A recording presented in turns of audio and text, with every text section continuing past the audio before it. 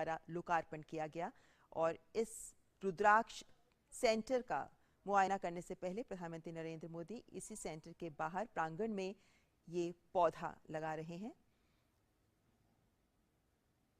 सांकेतिक रूप हो सकता है इस पौधे का, लेकिन ये भारत और जापान के बीच के रिश्तों का भी एक अनूठा उदाहरण है। ये केंद्र इन मायनों में प्रधानमंत्री का ये पौधारोपण भी अहम संकेत देता है।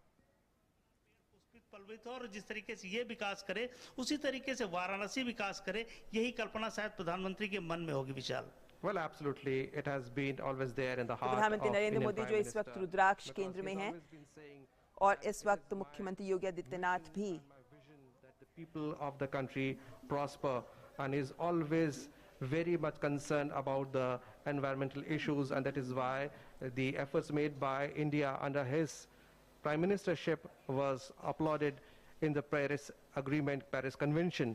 And there you see Prime Minister wiping off his hands.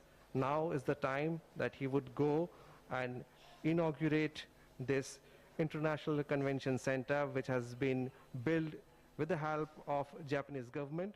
And there you see Prime Minister truly following the protocol of COVID. He has always asked people to always wear a mask in public. And also seen in the picture is the Japanese ambassador. So the Prime Minister slowly walking towards, and there's a beautiful picture here, Prime Minister accompanied by the Japanese ambassador, His Excellency Suzuki, the Indian tricolor and the Japanese flag. What a moment, Ramendra. जिस तरीके की जो परिस्थितियां दिख रही हैं, Japan हमारा पुराना सहयोगी रहा है, लेकिन रिश्तों को जिस तरीके से प्रधानमंत्री नरेंद्र मोदी जी ने जोड़ा है, जापान के रिश्ते हमारे लिए सामरिक रूप से भी, सांस्कृतिक रूप से भी और तकनीकी रूप से भी बहुत महत्वपूर्ण है। जिस तरीके से जापान से इस जो देखिए रिबन काटने जा रहे हैं, ये शुभारंभ, ये अभिनंदन भी है और प्रधानमंत्री जी भी शायद उतने ही प्रसन्न होंगे। समय से किसी चीज को पूरा करना, किसी संस्थान को समय से समर्पित करना बड़ी बात है। बधाई हो वाराणसी के लोगों को, उत्तर प्रदेश के लोगों को। प्रधानमंत्री जी रिबन काट के cutting the ribbon, and also seen in the picture is the Japanese ambassador, Governor of UP, and the Chief Minister Yogi Adityanath. Prime Minister taking stock of the situation. He'll be going through the gallery which has showcased pictures of Shinzo Abe's last visit. That was the time when a foundation stone was laid. There you see beautiful umbrellas depicting the culture of Japan, and Prime Minister moving towards the plaque which is going to be unveiled. ये भाग्यशाली अवसर है वाराणसी के लिए भी और प्रधानमंत्री के लिए भी कि ये गार्जियन के रूप में जिस तरीके से वाराणसी को उन्होंने सजाया संवारा है, समय से पूरा किया है जो सारे प्रोजेक्ट, वो महत्वपूर्ण है। बधाई हो, शुभकामनाएं सारे देश को, वाराणसी को, उत्तर प्रदेश के लोगों को। Unveiled, Ramendra. It has flags of both the countries, truly telling the world that India, Japan stand together in friendship, stand together in bondage, stand together for economic issues, for environmental issues, for religious issues, and we have long and strong ties with Japan, both countries united in culture. The Prime Minister now walking towards the inside of the building. There you see Prime Minister and the umbrellas depicting the Japanese culture. Japan के लिए भी वाराणसी की धरती बहुत महत्वपूर्ण है। भगवान बुद्ध की कर्मस्थली रही है और प्रधानमंत्री जी सारे धर्मों को जिस तरीके से आत्मसात करते हैं, स्वीकार करते हैं। अम्ब्रेला देख रहे हैं कि जापान के जो कल्चर है, जो वहाँ की संस्कृति है, उसको किस तरीके से प्रदर्शित किया गया है। भारत और जापान की संस्कृति एक साथ जुड़ी दिख रही है। ये रिश्तों का जो अपनापन है वो दिख रहा है कि भारत किस तरीके से जापान के साथ रिश्तों में आगे बढ़ रहा है। ये उसकी एक तस्वीर सी है। अभी ये रिश्ते और आगे जाएंगे, क्योंकि प्रधानमंत्री जी रिश्ते जिस देश से बनाते हैं उसको लंबे तक ले जाते हैं और हमारे रिश्ते जापान से पहले भी अच्छे थे विशाल। और ये जो तस्वीर दिख रही है, दूर तक जाने वाली तस्वीर दिख रही है। Well, absolutely, because your body language says it all, and the Prime Minister very calm and composed, and also definitely very much pleased to see this historic building built with cooperation of Japan, and Prime Minister asking Chief Minister Yogi Adityanath to also come along. There you see Prime Minister. विशाल, ये वो gallery है जहां साहित्य और संस्कृति का प्रदर्शन किया जाना है, जिससे गुजर रहे हैं प्रधानमंत्री जी। और ये साहित्य वाराणसी का, आसपास की उत्तर प्रदेश का जो साहित्य है वो यहाँ प्रदर्शित किया जाएगा गैलरी में, कि कोई भी आए तो वाराणसी को समझ सके, उत्तर प्रदेश को समझ सके, उनकी लोक कथा, लोक गाथाओं को समझ सके। इस तरीके से ये सजाया गया। अभी पिछली फोटोज लगाई गई जो शिंजो आबे साहब के साथ प्रधानमंत्री जी थे, कई फोटोज ऐसी लगाई गई जो अभी रिश्तों को प्रदर्शित करती हैं कि जापान के साथ हमारे कितने मधुर रिश्ते हैं और भविष्य में ये रिश्ते और प्रगाढ़ होंगे। विशाल, Well, surely and definitely, and this is the auditorium that we have been talking about with a capacity of 1200 people. This auditorium is equipped with the best of modern technique and facility available anywhere in the world, and that is why this is going to be a unique auditorium, because it is also there you see Prime Minister taking on the stage. A warm welcome by all those who have arrived here in advance to listen, and there you see with both hands they are welcoming the Prime Minister. बिल्कुल, ये सुखद अवसर है विशाल, और प्रबुद्ध सम्मेलन के साथ संवाद यहाँ होगा, क्योंकि वाराणसी प्रबुद्ध लोगों की धरती मानी जाती है, शिक्षा की, संस्कृति की, साहित्य की धरती मानी जाती है, और इसका शुभारंभ भी यहीं से होगा। ये एक बड़ी शुभ संकेत है कि इसका काम यहाँ शुरू होगा। हम वापस चलते हैं विशाल स्टूडियो की तरफ, क्योंकि प्रधानमंत्री जी यहाँ से संबोधित करेंगे प्रबुद्ध सम्मेलन को। उत्तर प्रदेश के माननीय मुख्यमंत्री श्री योगी आदित्यनाथ जी, भारत में जापान के राजदूत सुजुकी सातोशी और माननीय सांसद राधा मोहन सिंह जी का, हमारे लिए ये भी बहुत हर्ष की बात है कि आज के इस खास मौके पर जापानीज एम्बेसी और जापान इंटरनेशनल कोऑपरेशन एजेंसी के प्रतिनिधि भी हमारे बीच हैं, और हम उन सब का भी स्वागत करते हैं। अब मैं उत्तर प्रदेश के माननीय मुख्यमंत्री श्री योगी आदित्यनाथ जी से अनुरोध करूंगी कि वो माननीय प्रधानमंत्री जी को अंगवस्त्रम और स्मृति चिन्ह भेंट कर उनका स्वागत करें।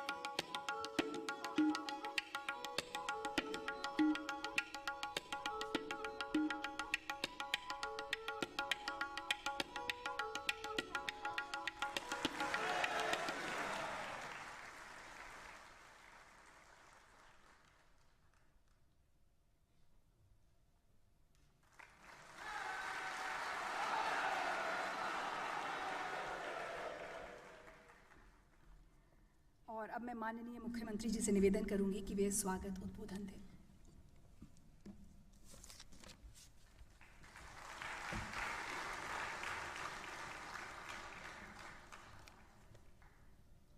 आदरणीय प्रधानमंत्री जी, प्रदेश की माननीय राज्यपाल श्रीमती आनंदीबेन पटेल जी, जापान के माननीय राजदूत श्री सतोशी सुजुकी जी, माननीय सांसद और पूर्व केंद्रीय मंत्री श्री राधा मोहन सिंह जी, जापान राजदूत दूतावास से जुड़े हुए सभी सम्मानित अधिकारीगण, जायका से जुड़े हुए सभी उपस्थित महानुभाव, आज की इस ऐतिहासिक पल के साक्षी बन रहे काशी के सभी प्रबुद्धजन और उपस्थित भाइयों बहनों, मैं आप सबकी ओर से काशी के लोकप्रिय सांसद और देश के यशस्वी प्रधानमंत्री आदरणीय नरेंद्र मोदी जी का बाबा विश्वनाथ की इस धरती पर भगवान बुद्ध के द्वारा जिस धरती पर पहला उपदेश दिया गया था, काशी और सारनाथ की इस धरती पर हृदय से स्वागत करता हूं, अभिनंदन करता हूं।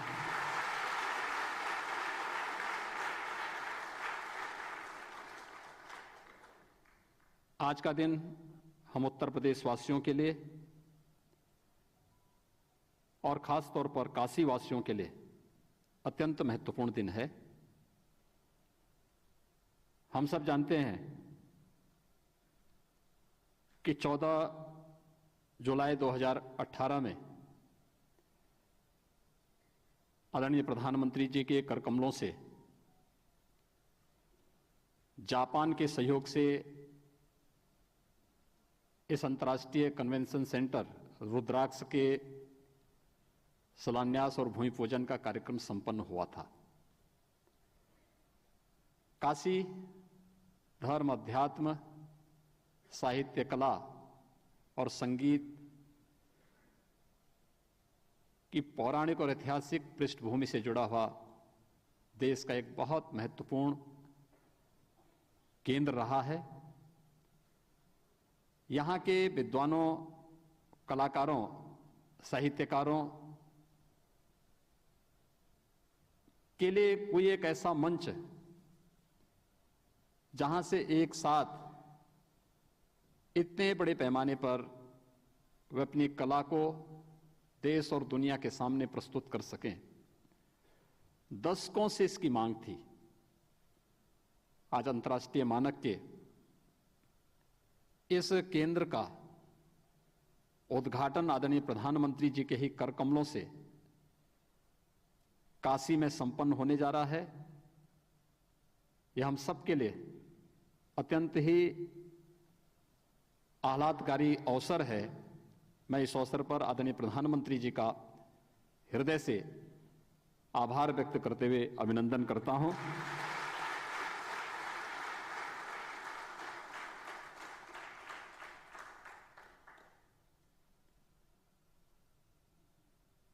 आज के इस अवसर पर जापान के माननीय राजदूत और दूतावास से जुड़े हुए अधिकारीगण, जायका से जुड़े हुए अन्य अधिकारीगण भी यहां पर उपस्थित हुए हैं। लगभग 1200 क्षमता का यह अंतर्राष्ट्रीय कन्वेंशन सेंटर 3 वर्ष के दौरान बनकर के तैयार हुआ है। अपनी अनेक उपलब्धियों के लिए यह जाना जाएगा। एक अद्भुत केंद्र है और अनेक प्रकार के कार्यक्रमों को यहां पर काशी वासियों को इसका साक्षी बनने का अवसर प्राप्त होगा।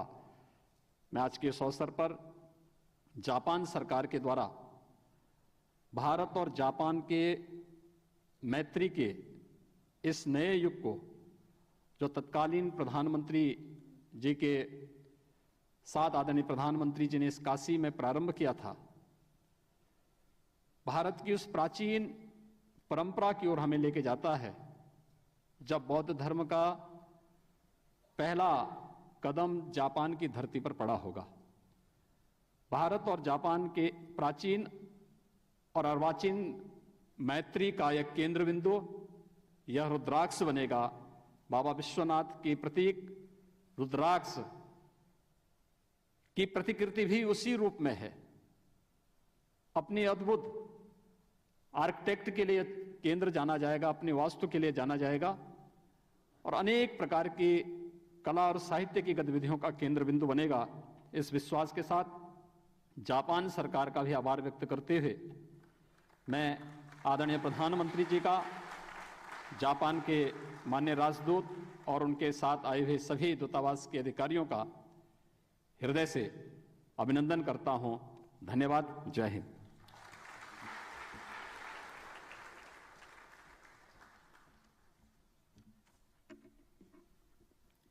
धन्यवाद मुख्यमंत्री जी। और आइए अब हम सब एक फिल्म देखें जो रुद्राक्ष अंतर्राष्ट्रीय कन्वेंशन सेंटर की खूबियों से हमारा परिचय कराएगी।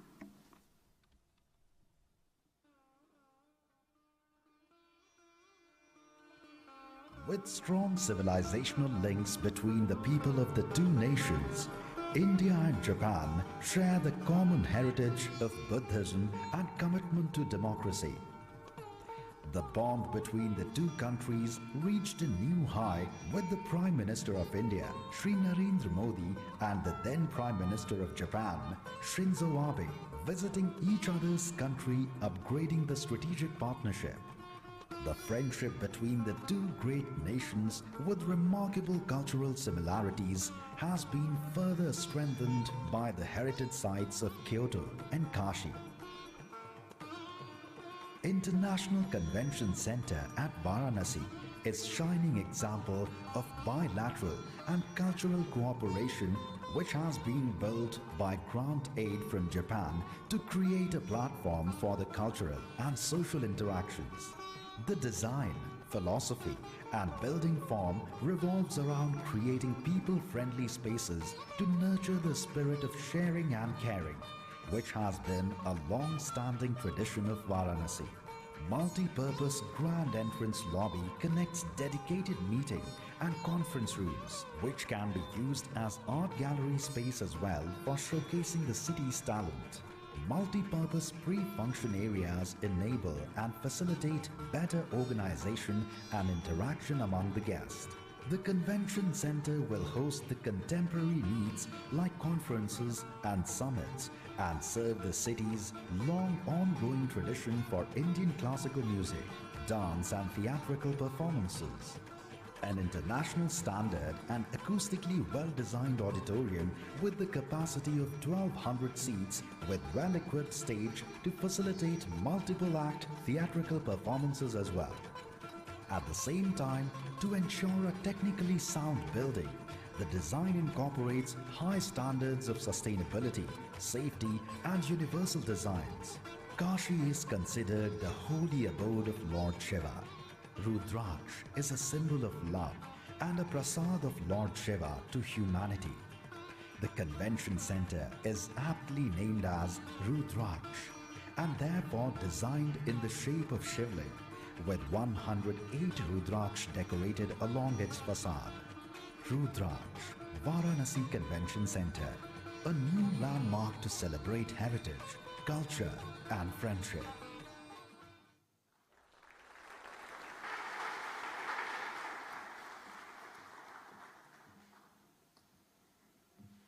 रुद्राक्ष अंतर्राष्ट्रीय कन्वेंशन सेंटर भारत जापान की वर्षों से चली आ रही मैत्री का प्रतीक है और जापान के सहयोग से ही इसका निर्माण कार्य पूरा हुआ है।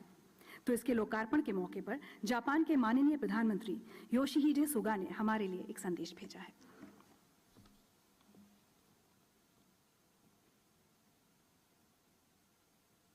मोदी首相ご出席の皆様、ナマスカール。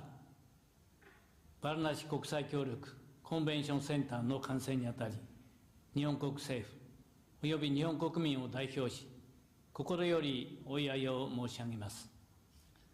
バラナシ市は、インドの長い歴史と豊かな文化の中心都市です。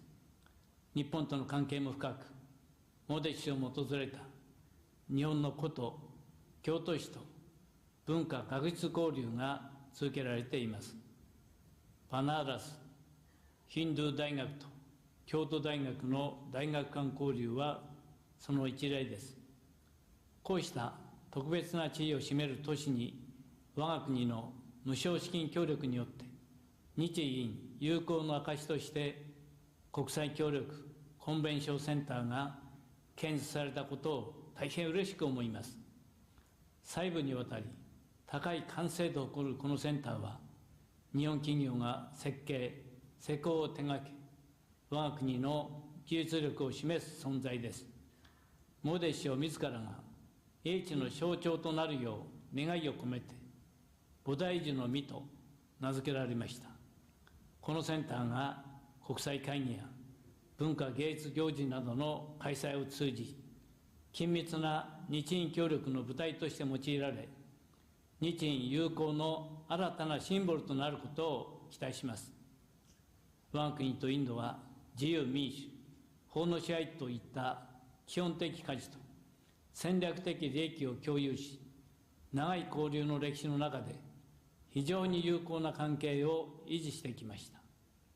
新型コロナの感染拡大により、現在は相互往来が困難になっていますが、日印で手を携えて、この危機を乗り越え、特別戦略的グローバルパートナーシップの下、グリーン、デジタル、サイバー、保健、連結性強化などの協力をはじめ、日印関係のさらなる発展に取り組んでいく決意です。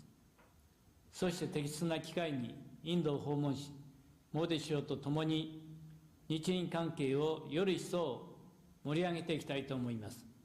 このセンターの完成を機に、両国の友好関係がますます進化することを心より記念し、私の挨拶とさせていただきます。ダンニャワード。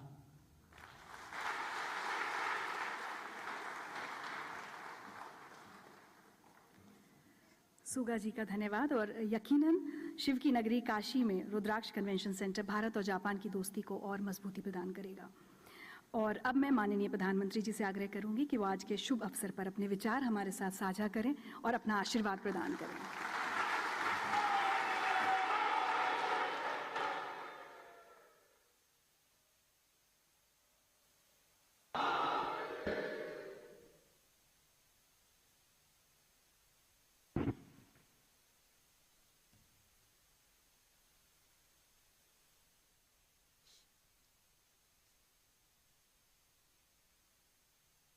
हर हर महादेव।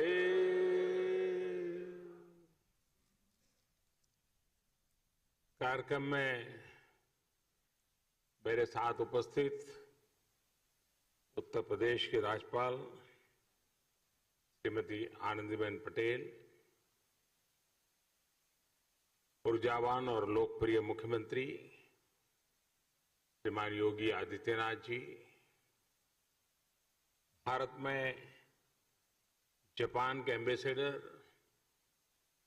श्रीमान सुजुकी सातोशी जी, संसद में मेरे सहयोगी राधा मोहन सिंह जी, काशी के सभी प्रबुद्धजन और सम्मानित साथियों, अभी अपने पिछले कार्यक्रम में मैंने काशीवासियों से कहा था कि इस बार काफी लंबे समय बाद आपके बीच आने का सौभाग्य मिला, लेकिन बनारस का मिजाज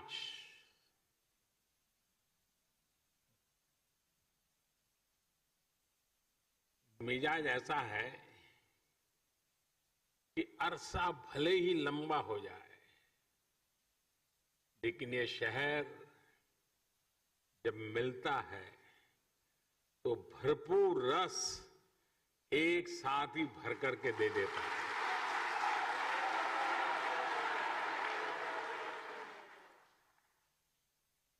अब आप देखिए, भले दिन ज्यादा हो गए हों, लेकिन जब काशी ने बुलाया तो बनारस वासियों ने एक साथ इतने विकास कामों की झड़ी लगा दी। एक तरह से आज महादेव के आशीर्वाद से काशीवासियों ने विकास की गंगा बहा दी है। आज ही सैकड़ों करोड़ की अनेक योजनाओं का लोकार्पण और शिलान्यास हुआ, और अब ये रुद्राक्ष कन्वेंशन सेंटर, काशी का प्राचीन वैभव अपने आधुनिक स्वरूप, यानी एक प्रकार से आधुनिक स्वरूप में अस्तित्व में आ रहा है। काशी के बारे में तो कहते ही हैं कि बाबा की ये नगरी कभी थमती नहीं, कभी थकती नहीं, कभी रुकती नहीं। विकास की इस नई ऊंचाई ने काशी के इस स्वभाव को एक बार फिर सिद्ध कर दिया है। कोरोना काल में जब दुनिया ठहर सी गई, तब काशी संयमित तो हुई, अनुशासित भी हुई, लेकिन सृजन और विकास की धारा अविरल बहती रही।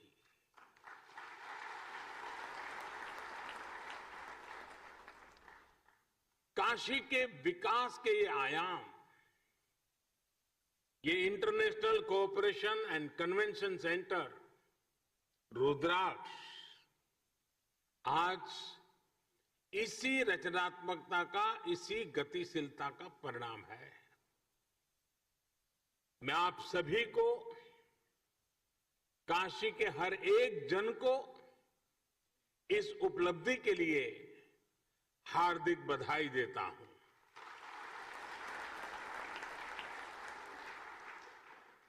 विशेष रूप से मैं भारत के परम मित्र जापान को, जापान के लोगों को, प्राइम मिनिस्टर श्री सुगा योशिहिदे को और एम्बेसडर श्री सुजुकी सातोशी जी को बहुत बहुत धन्यवाद देता हूं। और अभी हमें प्रधानमंत्री जी का वीडियो संदेश भी देखा। उनके आत्मीय प्रयासों से काशी को ये उपहार मिला है। प्राइम मिनिस्टर श्री सुगा योशिहिदे उस समय चीफ कैबिनेट सेक्रेटरी थे।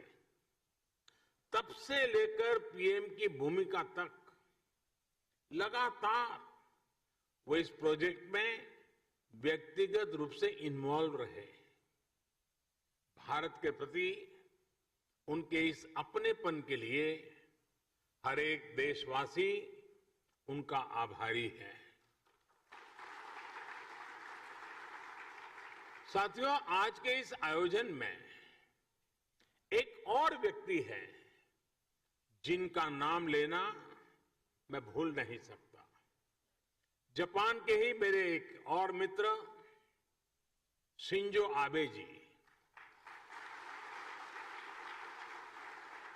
मुझे याद है शिंजो आबे जी जब प्रधानमंत्री के तौर पर काशी आए थे तो रुद्राक्ष के आइडिया पर उनसे मेरी लंबी चर्चा हुई थी।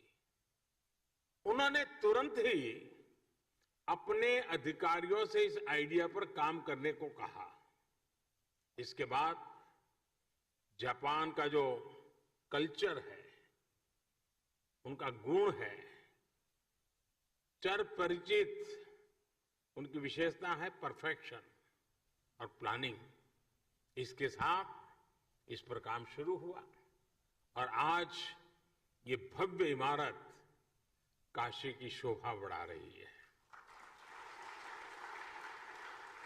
इस इमारत में आधुनिकता की चमक भी है और सांस्कृतिक आभा भी है। इसमें भारत जापान रिश्तों का कनेक्ट भी है और भविष्य के लिए अनेकों संभावनाओं का स्कोप भी है। मेरी जापान यात्रा के समय हमने दोनों देशों के रिश्तों में पीपल टू पीपल रिलेशंस में इसी अपनेपन की बात कही थी।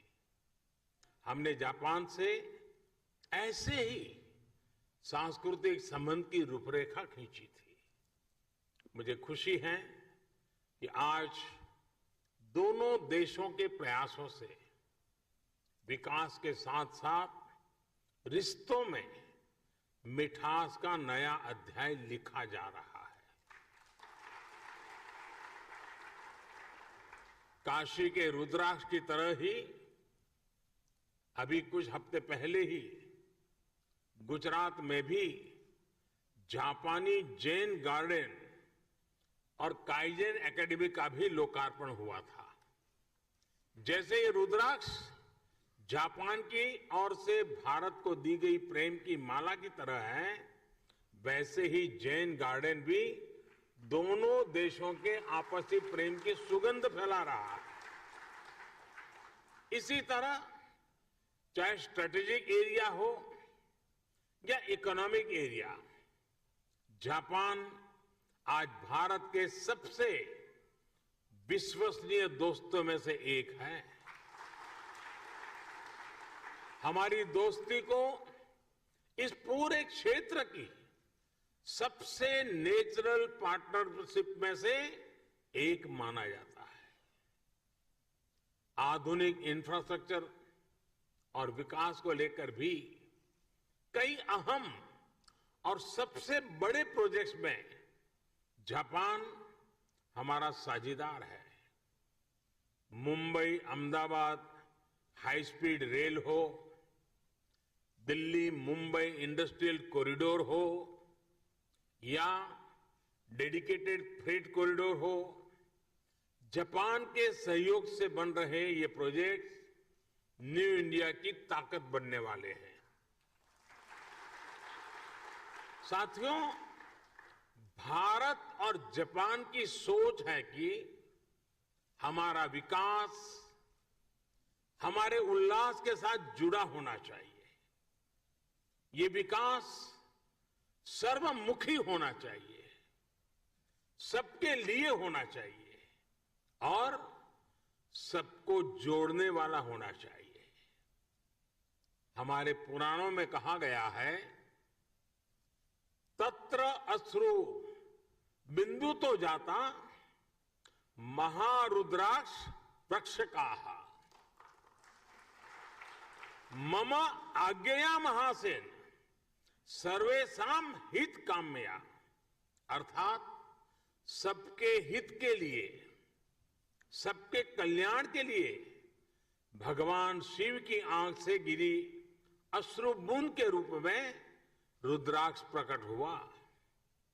शिव तो सबके हैं, उनकी अश्रु बूंद मानव मात्र के लिए स्नेह का, प्रेम का प्रतीक ही तो है। इसी तरह ये इंटरनेशनल कन्वेंशन सेंटर रुद्राक्ष भी पूरी दुनिया को आपसी प्रेम, कला और संस्कृति के जरिए जोड़ने का एक माध्यम बनेगा। और काशी का तो बात ही क्या, काशी तो वैसे भी दुनिया का सबसे प्राचीन जीवंत शहर है। शिव से लेकर सारनाथ में भगवान बुद्ध तक काशी ने अध्यात्म के साथ साथ कला और संस्कृति को सदियों से संजो कर रखा है।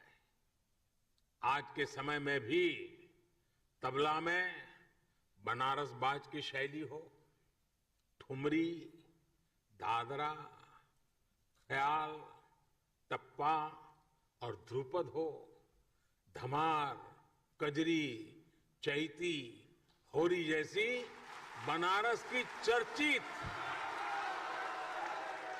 और विख्यात गायन शैलियां हो, सारंगी और पखावज हो या शहनाई हो, मेरे बनारस के तो रोम रोम से गीत, संगीत और कला झरती है। यहां गंगा के घाटों पर कितनी ही कलाएं विकसित हुई हैं, ज्ञान शिखर तक पहुंचा है और मानवता से जुड़े कितने गंभीर चिंतन इस मिट्टी में हुए हैं। और इसलिए बनारस गीत संगीत का, धर्म आध्यात्म का, ज्ञान विज्ञान का एक बहुत बड़ा ग्लोबल सेंटर बन सकता है। साथियों, बौद्धिक विमर्शों के लिए, बड़ी सेमिनार्स और कल्चरल इवेंट्स के लिए बनारस अपने आप में एक आइडियल लोकेशन है। देश विदेश से लोग यहां आना चाहते हैं, यहां रुकना चाहते हैं। ऐसे में अगर यहां इसी तरह की इवेंट्स के लिए सुविधा मिलेगी, इंफ्रास्ट्रक्चर होगा, तो स्वाभाविक है बड़ी संख्या में कला जगत के लोग बनारस को प्राथमिकता देंगे। रुद्राक्ष इन्हीं संभावनाओं को आने वाले दिनों में साकार करेगा। देश विदेश से कल्चरल एक्सचेंज का एक सेंटर बनेगा। उदाहरण के तौर पर बनारस में जो कवि सम्मेलन होते हैं, उनके फैन पूरे देश में और दुनिया में हैं। आने वाले समय में इन कवि सम्मेलनों को वैश्विक प्रारूप में इस सेंटर में आयोजित किया जा सकता है।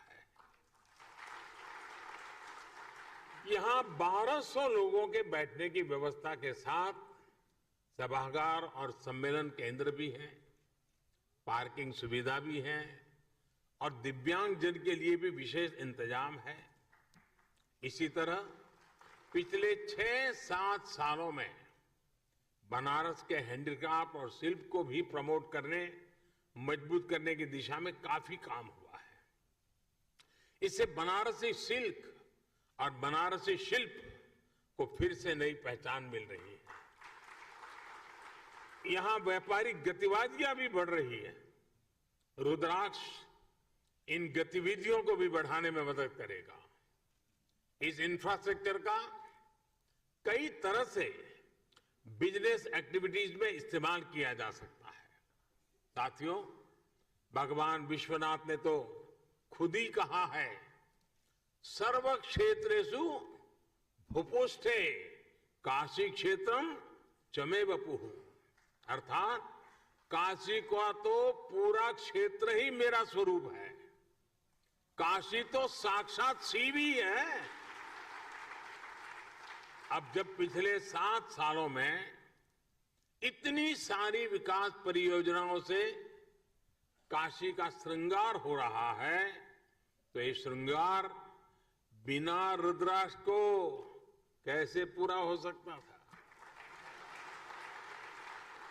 अब जब ये रुद्राक्ष काशी ने धारण कर लिया है, तो काशी का विकास और ज्यादा चमकेगा और ज्यादा काशी की शोभा बढ़ेगी।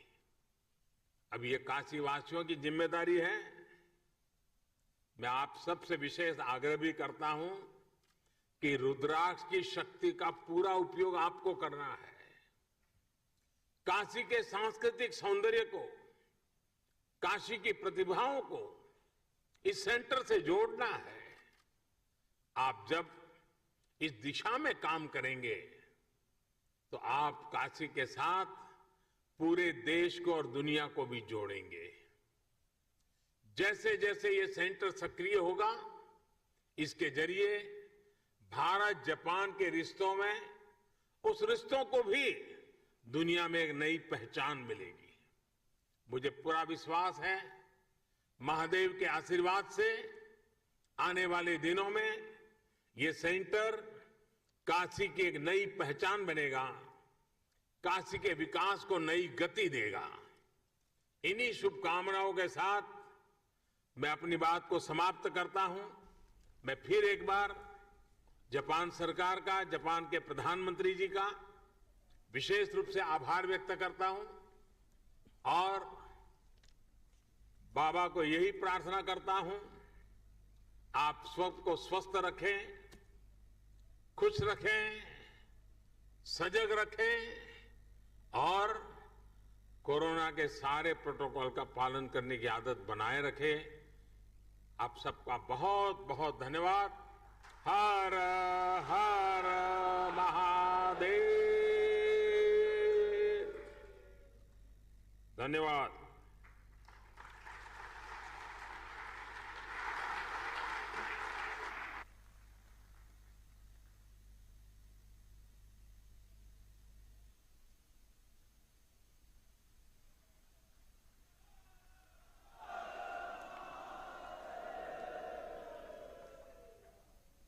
आप इस सीधा प्रसारण देख रहे हैं वाराणसी से, जहां प्रधानमंत्री नरेंद्र मोदी ने आज सुबह रुद्राक्ष इंटरनेशनल कन्वेंशन सेंटर का लोकार्पण किया और अभी रुद्राक्ष में ही आयोजित इस इवेंट में प्रधानमंत्री नरेंद्र मोदी ने अपना संबोधन प्रस्तुत किया। और वाराणसी के लिए आज का दिन बहुत महत्वपूर्ण रहा है, क्योंकि 2014 से जो सिलसिला शुरू हुआ है विकास परियोजनाओं का, वो आज उन्हें और रफ्तार मिली है, क्योंकि आज 1500 करोड़ से ज्यादा की विकास परियोजनाओं का